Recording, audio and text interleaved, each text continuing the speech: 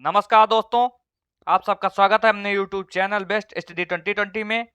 21 फरवरी 2024 daily current affair से related सारे question आपको इस वीडियो में मिल जाएंगे। अब हम अपने प्रश्न की ओर बढ़ते हैं। हमारा प्रश्न है, हाल ही में छत्रपति शिवाजी महाराज की जयंती कब मनाई गई थी? तो 19 फरवरी को। 1 फरवरी को भारतीय तटरक्षक दिवस मनाया गया था। 6 फरवरी को सुरक्षित इंटरनेट दिवस मनाया गया था और 13 फरवरी को विश्व रेडियो दिवस मनाया गया।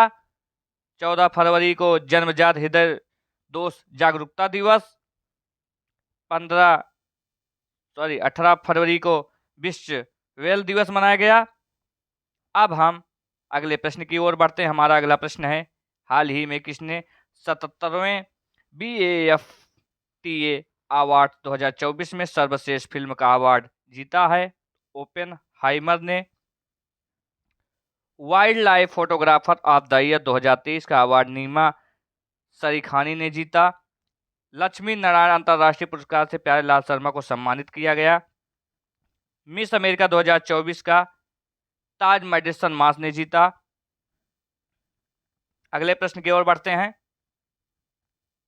हाल ही में जारी हेनले पासपोर्ट इंडेक्स 2024 में कौन शीर्ष पर रहा? तो फ्रांस। डिजिटल बीमा की पेशकश करने वाला पहला यूरोपीय संघ राष्ट्र फ्रांस बना है। और फ्रांस ने स्कूलों में महिलाओं के आवारा पोशाक पहनने पर प्रतिबंध लगाया। भारत फ्रांस के मार्सिल में एक नया वाणिज्य दूतावास खोलेगा।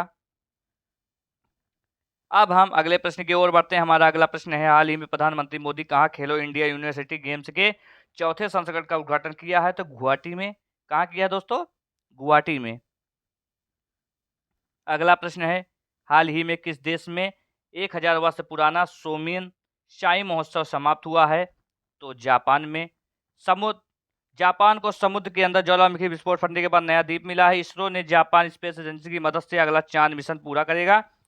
जापान के याकोहामा में डसिंग पिकाचू कार्यक्रम का आयोजन किया गया और 2022 में जापान की जनसंख्या 80,000 से अधिक घट गई है। हाल ही में सुहानी भटनागर का निधन हुआ है, कौन थी? तो अभिनेत्री थी। अगले प्रश्न की ओर बढ़ते हैं। हमारा अगला प्रश्न है, हाल ही में 11वें अंतर्राष्ट्रीय कठपुतली महोत्सव का उद्घाटन कहाँ हुआ है? तो चंडीगढ़ में। अगले प्रश्न की ओर बढ़ते हैं। हमारा अगला प्रश्न है, हाल ही में किसने सशस्त्र बलों के उपयोग के लिए भारत का पहला जासूसी उपग्रह बनाया है? बताइए दोस्तों, इसका आंसर क्या है? तो इसका आंसर है टसल।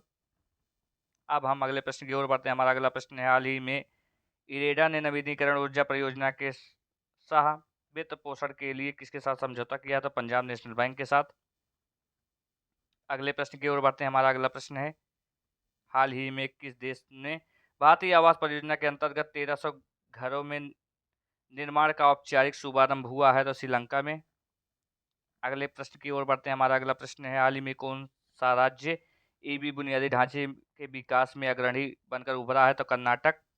कर्नाटक ने स्वदेशी हाई स्पीड फ्लाइंग बिक्स यूएवी का सफल परीक्षण कर्नाटक में किया। रक्षा रमैया ने कर्नाटक की टेबल टेनिस एसोसिएशन का अध्यक्ष चुना गया। नंबर कम प्रतियोगिता का आयोजन बेंगलोर में किया गया। महिला नेतृत्व वाले स्टार्टअप की संख्या बेंगलोर में शीर्ष पर रहा।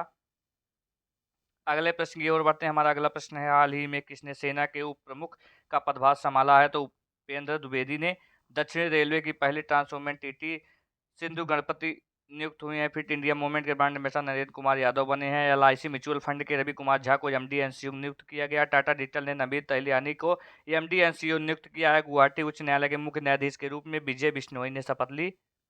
अगले प्रश्न की ओर बढ़ते हैं। हाल ही में भारतीय टीम ने टेस्ट क्रिकेट में सबसे बड़ी जीत किस देश के खिलाफ दर्ज की है? तो इंग्लैंड के खिलाफ।